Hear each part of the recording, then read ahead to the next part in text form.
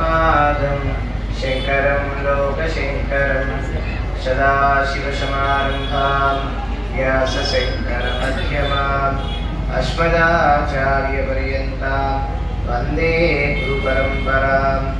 अज्ञानां जाह्नवीतीर्थं विद्यातीर्थं विवेकिनां सर्वेषां सुखदं तीर्थं भारतीतीर्थमाश्रये। विद्याविनयसम्पन्नां वीतरागं विवेकिनां वन्दे वेदान्ततत्त्वज्ञं विदुषेखरभारतीं। गंगा भवानी गायत्री काली लक्ष्मी सरस्वती राजराजेश्वरी बाला श्यामला ललिता दश। कल्याणगुणसम्पदां करुणारसवाहिनीं गौरीं कात्यायनीं वन्दे वासवी कन्यका परमेश्वरीं। हरि ओं। श्रीमात्रे नमः। अस्मद्गुरुभ्यो नमः। ఈరోజు చాలా విశేషమైన రోజుగా మనం చెప్పుకోవాలి. ఏమి స్వామి ఈరోజు విశేషం అంటే వారాహి నవరాత్రి మహోత్సవం ముగింపు రోజు. ఈరోజు వారాహి నవరాత్రి ముగింపు రోజు. ఇటువంటి పరమ పవిత్రమైన వారాహి నవరాత్రి జరిగే సమయంలోనే ఈ కుంభాభిషేక సంకల్పం జరగడం కూడా చాలా విశేషం. ఇది ఉత్తరాయణం ఉంది, ఇంకా దక్షిణాయనం రాలేదు. ఉత్తరాయణం జరుగుతుంది. మనకి దక్షిణాయనం ఎప్పుడు వస్తుంది అంటే కర్కాటక రాశిలో సూర్యుడు ప్రవేశించినప్పుడు వస్తుంది అన్నమాట. మనకి ఆండాళ తల్లిని స్మరణ చేసుకుంటే వస్తుంది. కర్కాటకే పూర్వ పాల్గొన్యాం తులసి కానోత్తవాం పాండ్యే విశ్వాంభరాం గోదాం వందే శ్రీరంగనాయకి. కర్కాటక మాసంలో పూర్వ పాల్గొని నక్షత్రంలో తులసి వనంలో పెరియాల వారికి లభించారు ఆండాళ్ళు. ఇంకా కర్కాటక మాసము మనకి రాలేదు కాబట్టి ఆడి మాసంగా కూడా ఈ ద్రావిడ ప్రాంతంలో వారు చెప్పుకుంటారు. ఆడి మాసం అని చాలా విశేషమైనది. ఈ ఉత్తరాయణ పుణ్యకాలము ఉత్తరాయణము చివరిలో దక్షిణాయన ముందు మీరు ఈ కార్యక్రమం చేయటం మూలాన విశేషమైన ఆశీర్వచనాలు పరదేవత మీకు ప్రసాదింపజేస్తారన్నమాట. పైగా రేపటి నుంచి వైకుంఠ తొలి ఏకాదశిగా చెప్తారు. దాన్నే శయన ఏకాదశిగా కూడా చెప్పడం జరుగుతుంది. వైకుంఠంలో ఉన్న శ్రీమన్నారాయణుడు శయనించి ఉంటారనమాట 4 మాసాలు. దాన్ని చాతుర్మాస్య వ్రతంగా కూడా చెప్పడం జరుగుతుంది. ఇటువంటి అనేకమైన పర్వదినాలన్నీ కలిసి వచ్చిన శుభ సమయంలో చెయ్యు కార్యక్రమానికి విశేషమైన ఫలం లభిస్తుంది. ఇది మానవ సంకల్పం కాదు, ఇది దైవ సంకల్పంతో జరుగుతుంది. ఈరోజు విశ్రాంతి తీసుకొని చంద్రమౌళేశ్వర ఆరాధన చేసుకొని అనుష్ఠానం చేసుకుందాం అనుకున్నాము. కానీ స్వామి మీరు కోయంబత్తూరు వచ్చారు కాబట్టి మీరు అలా ఒకసారి యాగశాల దగ్గరికి వచ్చి వెళ్తే బాగుంటుంది అన్నారు. సరే, కోయంబత్తూరు అంటేనే బంగారం, అవునా? కోయంబత్తూరు అంటేనే బంగారం. కామాక్షి అంటే బంగారు తల్లి, అవునా? కామాక్షి అంటే బంగారు తల్లి. ఆ కామాక్షి అమ్మవారి యొక్క వరప్రసాద అమ్మ యొక్క వరపుత్రులు, అమ్మ యొక్క అనుష్ఠాన పరులైన వారు ఇక్కడికి వచ్చి ఈ యజ్ఞ కార్యక్రమం చేస్తున్నారు. ఇక్కడ బంగారం, నీ మనసు బంగారం, అమ్మవారి బంగారం, వారు బంగారం, అందరూ బంగారం. దాంట్లో ఎటువంటి ఆలోచనే లేదు. అటువంటి భాగ్య అమ్మవారు మనకి ఇచ్చారు. నిజంగా వారి మనసు ఎంత బంగారం అంటే చెప్పడానికి లేదనమాట.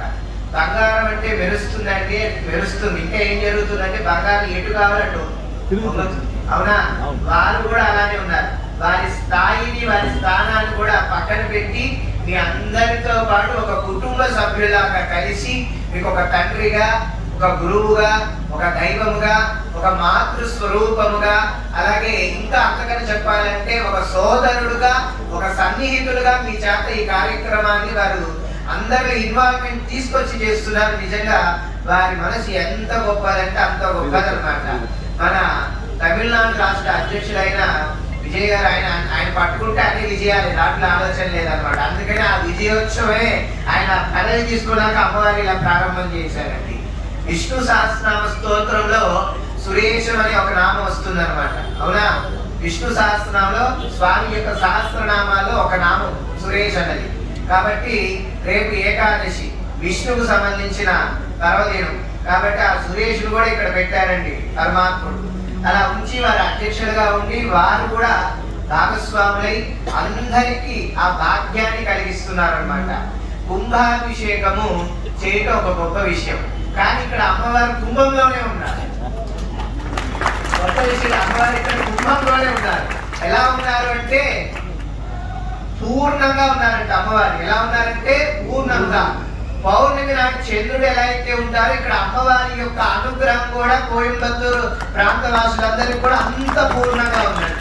ఎందుకంటే అమ్మవారు కూడా అపూర్ణ కలుషంలోనే ఉన్నారు. మనం వరలక్ష్మి వ్రతమో ఇలా యజ్ఞాలు చేస్తేనో ఏదో క్రతువు చేస్తే ఒకసారి కలుష స్థాపన చేస్తాం.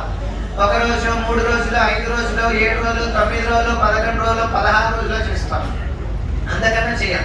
కానీ ఇక్కడ ఏమిటంటే ఇక్కడ ఉన్న ఆర్యవైశ్యులు అందరూ కూడా నిత్యం వ్రతం చేసే విధంగా ఆ వ్రతం చేయకపోయిన కూడా వ్రతం చేసే సంకల్పాలు అమ్మవారిచ్చి ఆ వ్రత కలశంలోనే అమ్మవారు కూర్చున్నారండి. అంత గొప్ప విషయం భారతదేశంలో ఎక్కడ లేదు. ప్రపంచంలో చూసినా కూడా అమ్మవారు ఎక్కడ లేరు, ఇలా ఎక్కడ కూడా లేరు. ఇలా ఉండటం చాలా గొప్ప విశేషం. అయితే అన్ని చోట్ల కుంభంలో ఉన్న శక్తిని ఆ యొక్క బింబంలోకి, అమ్మవారి మూర్తిలోకి, శిఖరంలోకి చేస్తాం. కానీ ఇక్కడ గమ్మత్తు ఏంటంటే ఒక విశేషం, కుంభంలోని శక్తి మళ్ళా కుంభంలోకి చేస్తున్నారు.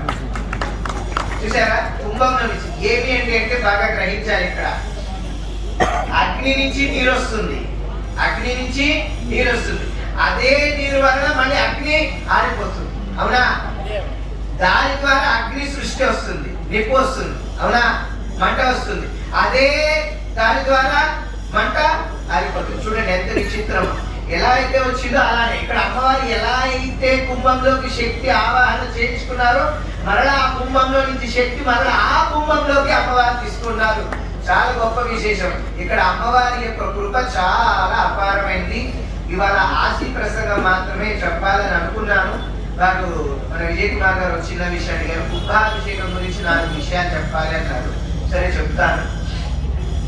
అనేకమైన దేవీ దేవాలయాలు ఉన్నాయి. ఈ దేవీ దేవాలయాలన్నీ కూడా మనకి ఆగమ శాస్త్ర ప్రకారంగా జరుగుతుంది.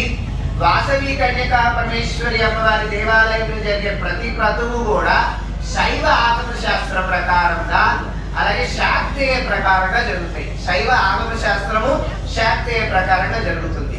ఇక్కడ ఉన్న అర్చక స్వాములు వారు కానీ శ్రీచక్రార్చన చేసే సుధాకర శర్మ మరి వారు కానీ వీరిద్దరు కూడా శ్రీ విద్యను అనుష్ఠించారు.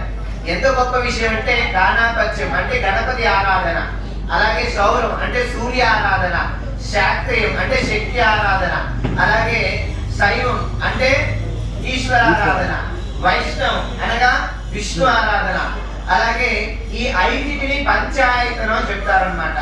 ఈ పంచాయతాన్ని ప్రతినిత్యము కూడా ఆరాధన చేయండి అని జగద్గురు భగవత్పాద ఆదిశంకరాచార్యుల వారు మనకు అభిప్రాయించారనమాట.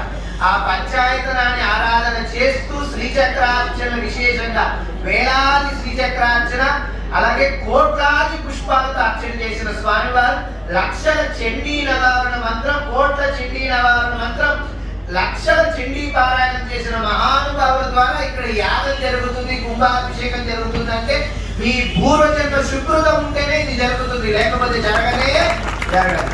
ఆ పూర్వజన్మ సుకృత వైభవమే విశేషం. అలాగే ఈ ఉత్తరాయణం చివరి కాలంలో జరిగే కుంభాభిషేక భాగ్యమే గొప్పది. కోయంబత్తూరు ఎన్నిసార్లు మమ్మల్ని ఆహ్వానించాలనుకున్నా కూడా వారు పిలిచినా కానీ మాకు అవకాశం రాలేదు. కానీ కోయంబత్తూరు వాళ్ళందరూ వచ్చి పెనుగొండలో చేశారన్నమాట.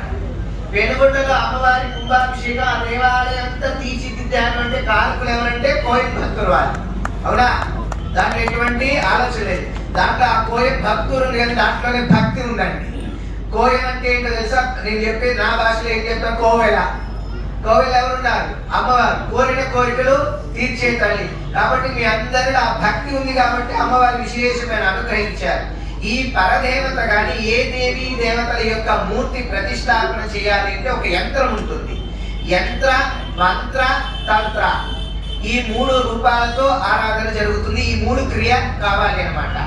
అలాగే తంత్రం అంటే ప్రయోగం అంటే క్రియ అని అర్థం అనమాట. చాలా మంది తెలియక తంత్రం అంటే ఏదో అనుకుంటుంటారనమాట. తంత్రం ఆ తంత్రాలు వేరు, ఆ శుద్రాలు వేరు. తంత్రం అంటే క్రియతో కూడినది, ప్రయోగాత్మకం. అయితే ఇక్కడ మంత్రాన్ని ఏం చేస్తారంటే మననం చేస్తారు, ఉచ్చారణ చేస్తారు, అనుష్ఠానం చేస్తారు. అలాగే మంత్రం తర్వాత ఏమిటి అంటే యంత్రం. యంత్రంలో ఏముంటుందంటే శక్తి ఉంటుంది. ఆ శక్తి ఉండటం మూలాన ఏమిటంటే పని చేస్తుంది. ఈ మంత్రము ద్వారా యంత్రంలోకి శక్తిని ఇస్తారు. మన యొక్క ఆలోచన వివేకాన్ని బట్టి ఒక మిషన్ కి ఒక యాంత్రిక శక్తిని ఇస్తాం. అవునా కదా? ఆ యాంత్రిక శక్తిని ఎలా అయితే ఇస్తారో ఇక్కడ విక్రమ బ్రహ్మ వారు కూడా అనుష్ఠానం చేసి ఆ జపాన్ని ఆ యంత్రానికి ఇస్తారనమాట. ఆ యంత్రంలో నుంచి ఆ యంత్రంలో త్రికోణాంతర వృత్తంలో బిందువు ఉంటుంది. ఆ బిందువులోకి శక్తిని దారిపోస్తారు. ఆ బిందువు పైన ఉన్న అమ్మవారి మూర్తిలోకి వస్తుంది శక్తి. అమ్మవారి మూర్తిలో నుంచి పైన శిఖరానికి వస్తుంది. ఆ శిఖరానికి కుంభాభిషేకం జరగటం మూలాన ఈ గ్రామానికి, ఈ రాష్ట్రానికి, ఈ దేశానికి, ఈ ప్రపంచానికి, యావత్ లోకానికి క్షేమం జరుగుతుంది అనమాట. ఈ క్షామాలు వచ్చినప్పుడు ఇలాంటి కార్యక్రమాలు చేస్తే క్షేమం జరుగుతుంది. కరువు కాటకాలు పూర్వకాలంలో ఇలా కరువు కాటకాలు ఇలా లేవు. కరువు కాటకాలు వచ్చాయి. ఆ సమయంలో పరదేవతను ప్రార్థించి అర్చన చేశారు. అలా అర్చన చేసినప్పుడు ఆ తల్లి ఈ యొక్క ఆషాఢ మాసంలోనే మనకి దేవి భాగవతంలో వస్తుంది. శాకాంబరి దేవిగా అమ్మ అవతరించారనమాట. ఆ శాకాంబరి నవరాత్రి ఉత్సవాలు కూడా ఇప్పుడే అనమాట. ఆ ఉత్సవాలను కూడా పురస్కరించుకొని అమ్మవారి ఆరాధన చేయడం ఒక గొప్ప విశేషం. జగద్గురు భగవత్పాద ఆదిశంకరాచార్యులు వారు కూడా ఒక మాట చెప్పారు. శాకాంబరి శశిశేఖర వల్లభేతి అని కనకదార స్థితిలో చెప్పారు స్వామిగా. అటువంటి శాఖములను కూడా ప్రసాదించారు. అంటే అమ్మవారి శరీరం నుంచి ఇచ్చారంట. అంటే జనులకు ఏమి కావాలో అవి సమస్తం జగదాంబిక చేకూరుస్తుంది.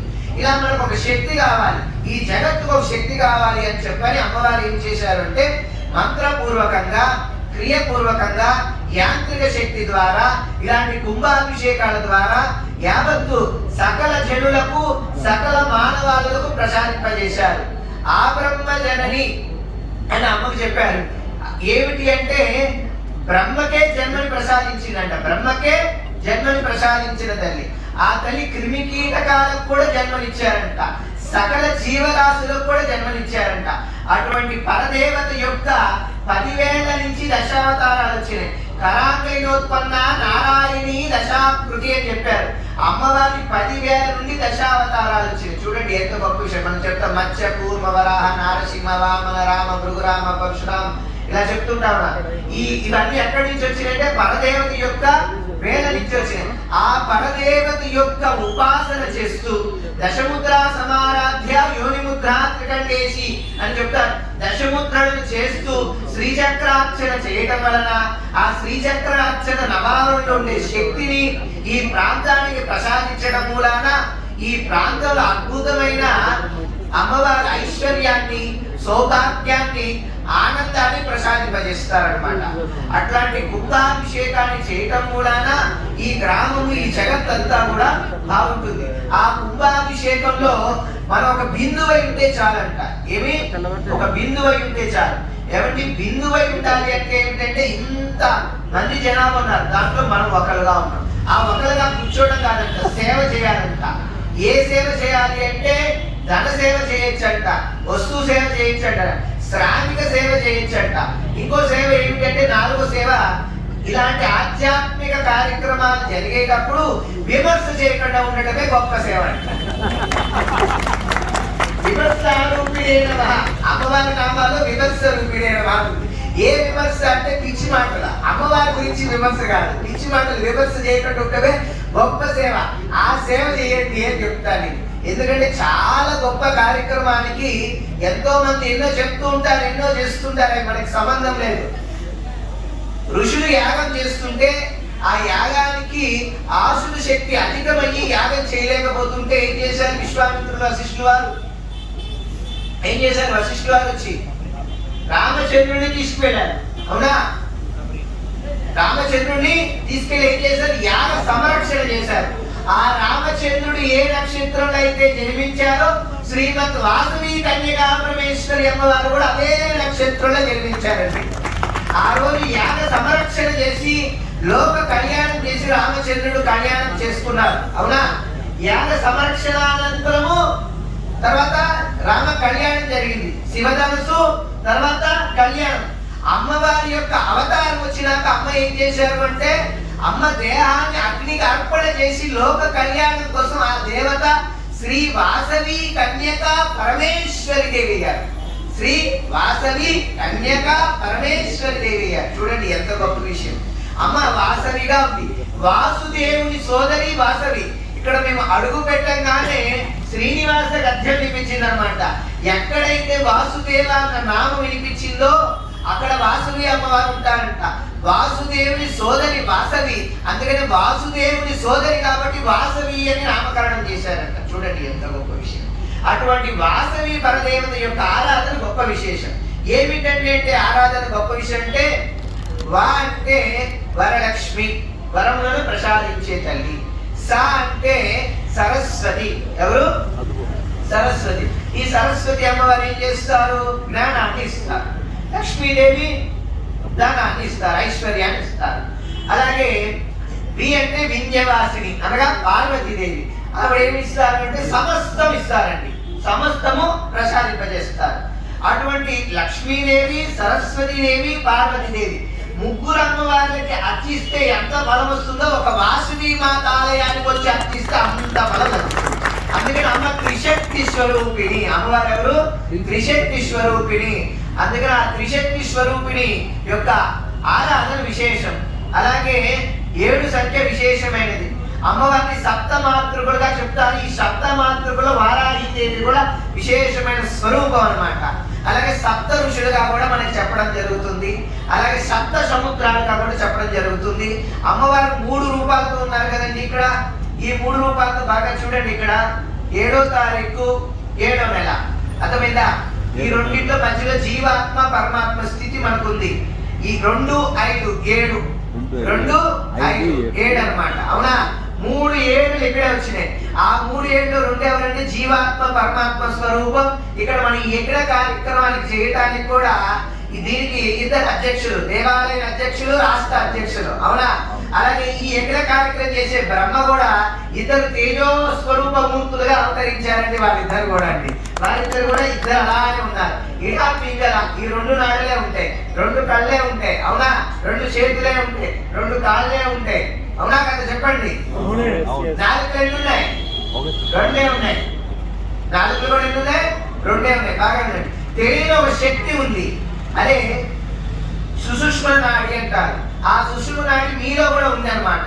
అలాగే ఆడవాళ్ళు జడ వేసేటప్పుడు 3 పాయలు తీస్తారు. జడ వేసినాక 2 కనిపిస్తాయి.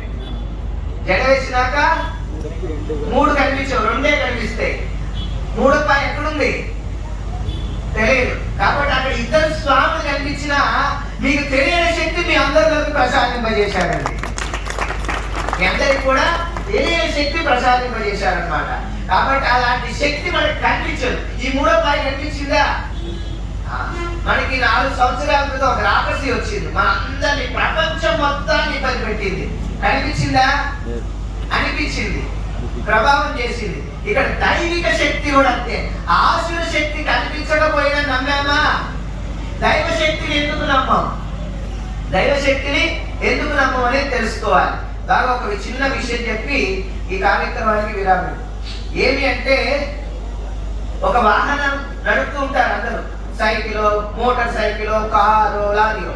ఈ కారులో వెళ్ళేటప్పుడు ఈ టైర్లో గాలి పోతుంది. ఆ గాలిని ఏం చేస్తారు? ప్రకృతంగా గాలి ఉంది కదా, గాలిలా నిన్ను అంటే వస్తుందా? దానికి ఒక ప్రక్రియ ఉంది. ఏమిటి ఆ ప్రక్రియ అంటే, ఈ గాలి నింపడానికి ఒక యాంత్రిక శక్తి మిషన్ ఉంది, ఒక మిషన్ ఉంది. ఆ మిషన్ ఎక్కడ ఉంటుందంటే, ఈ గాలి పెట్టే షాప్ ఉంటుంది. ఆ షాప్కి వెళ్ళి, ఆ మిషన్ దగ్గరికి వెళ్ళి, అతనికి వెళ్ళి, అయ్యా నా టైర్లో గాలి లేదు, గాలి నింపాలని అడుగుతాం. ఆయన వెంటనే ఆ గాలి ఇలా వెళ్ళిపో అంటే వెళ్తుందా? వెళ్ళదు. దానికి ఒక ప్రక్రియ ఉంటుంది. ఏంటి? ఆ మిషన్ నుంచి ఒక ట్యూబ్ వేసి, ఆ ట్యూబ్ నుంచి ఈ టైర్లోకి గాలి నింపుతారు. అవునా? మొత్తం వ్యాపించింది కదా గాలి, రమ్మంటే వచ్చిందా? లేదు. మొత్తం వ్యాపించున్న భగవంతుడు ఆయన కూడా పిలిస్తే రాడండి. ఆయన ఎలా వస్తాడంటే బాగా నేను చెప్తా వినండి. చూడండి, ఈ గాలి నింపితే ఎలా అయితే అవ్వదో, ఇక్కడ షాప్ గుడి. ఏంటిది? షాప్ అనేది గుడి. ఈ భాషలో చెప్తున్నా, షాప్ గుడి. యంత్రం ఉంది చూసారు, మిషన్, అది భగవంతుడు. దాన్ని ఆ గాలి పెట్టేవారు ఎవరంటే అక్కడ పూజారి. భగవంతుడి నుంచి మనకి శక్తిని పాస్ చేస్తారు పూజారి. ఏం చేస్తారు? భగవంతుడి నుంచి శక్తి పాస్ చేస్తారు. దాంట్లో ఎంత గాలి కావాలో అంతే నింపుతారు. ఎక్కువ నింపినా ప్రమాదమే, తక్కువ నింపినా ప్రమాదం. ఇక్కడ ఆచార్యులు కూడా మీకు ఎంత శక్తి కావాలో మీరు అడిగితే ఎవరు, దానికి ఎంత కావాలో ఆయనకి తెలుసు. అర్థమైందా?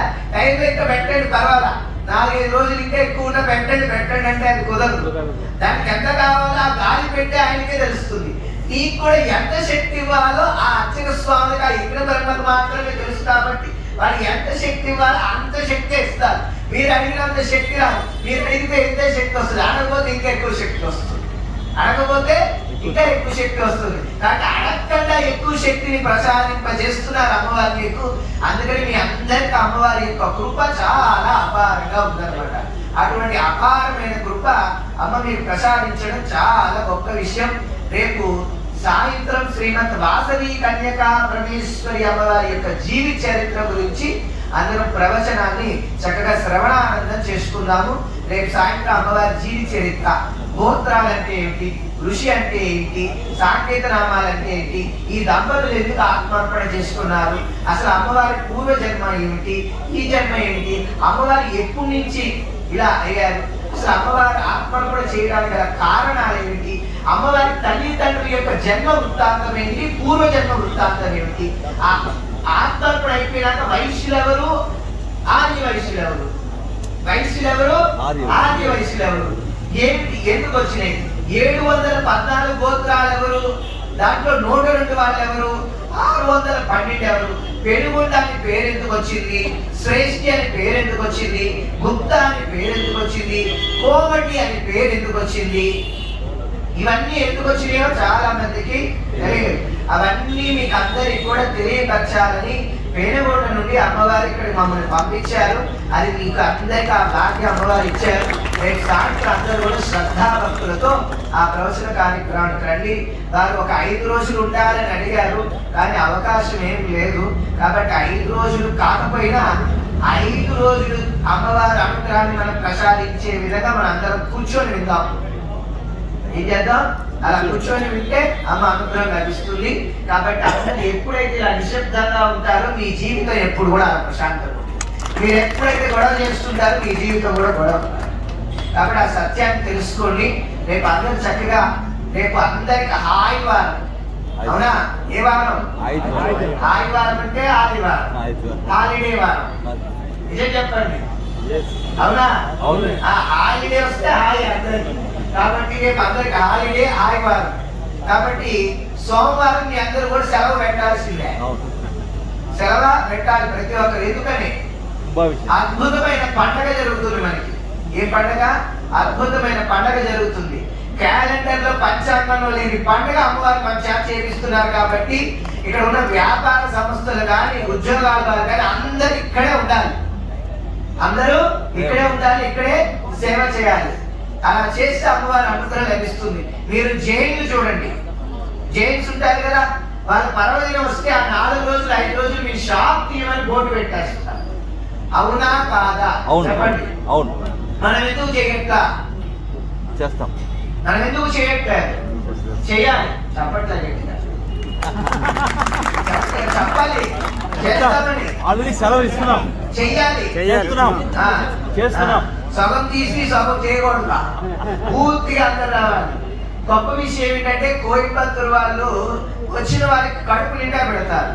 అర్థమైందా? మనసు నిండా స్వామి అమ్మవారి అనుగ్రహాన్ని ఇస్తున్నారు, బుర్ర నిండా నేను మీకు విషయాన్ని చెప్తాను. కాబట్టి ఈ 3 కావాలి: ఇచ్ఛాశక్తి, జ్ఞానాశక్తి, క్రియాశక్తి. ఈ 3 కావాల్సిందే. క్రియ వీళ్ళు ఆదివేసి యజమానులు క్రియ, అంతేగా మీరు క్రియ చేస్తేనే అన్నీ వస్తుంది, లేకపోతే రావు. తర్వాత ఇచ్ఛాశక్తి, ఇది జ్ఞానాశక్తి. ఇచ్ఛాశక్తి వారు ఇచ్చారు, అర్థమైందా? క్రియాశక్తి మీరు ఇచ్చారు, జ్ఞానాశక్తి మేము ఇస్తున్నాం. కాబట్టి ఈ 3 శక్తులు కావాలి. ఆ 3 శక్తుల స్వరూపిటే వాసవి మాత. ఆ వాసవి మాత యొక్క అపారమైన అనుగ్రహం అందరికి కూడా ప్రసాదింప చేయాలి అని కోరుకున్న అందరికి కూడా నారాయణ స్మరణ పూర్వక ఆశీర్వచనాలు. ఇది గంగా ప్రవహిస్తూనే ఉంటుందన్నమాట. కాబట్టి ఏ పాటు లేని వాడికి సాపాటు తప్పదంట. కాబట్టి అది కూడా సమస్య ఉంది కదా. అందరికి 3 డిగ్రీలు ఉన్నాయి, బీపీ, షుగర్, గ్యాస్ ట్రబుల్. ఇది లేని వాళ్ళంటే చాలా తక్కువగా కనిపిస్తారు అన్నమాట. ఆ కనిపించిన వాడు నిజంగా అష్టైశ్వర్యాలు ఉన్నవారు, అది కనిపించిన వారు నిజంగా.